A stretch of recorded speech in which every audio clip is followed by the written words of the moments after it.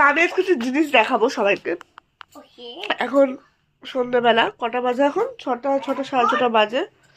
তো পড়তে এসছে আমার বাড়িতে 2-4টে বাচ্চা। তো একটা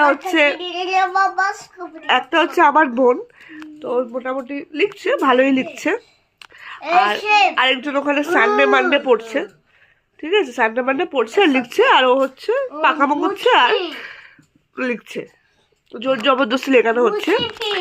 আরেকজন বাচ্চা যে পড়তে এসেছে, নতুন স্টুডেন্ট, মানে প্রায় 8-9 দিন হয়ে গেছে পড়ছে আমার কাছে। ও কি করছে সেটাই আমি দেখাতে চাই।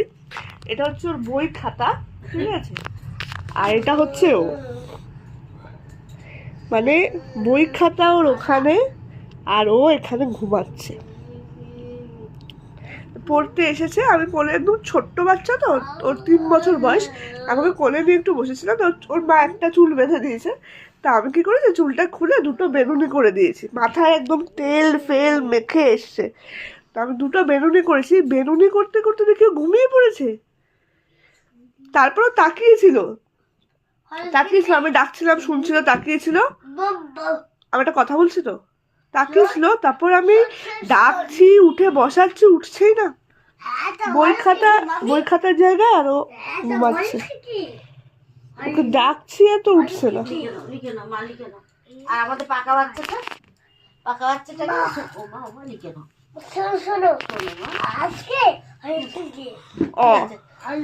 এটাও একা একা লিখেছে, এটা ওকে ধরে লেখানো হয়েছে, তো একা একা লিখেছে। আরেকটা লেখো তো, এখানে একটা লেখো, মাত্রা দাও, মাত্রা দাও। ওকে ওকে মুখটা ওকে শুধু হ্যাঁ ওপরে দাঁড়া, ছেড়ে দাও, ধরবে না। গোল করো, ছোট করে গোল করো, তারপর বড় গোল।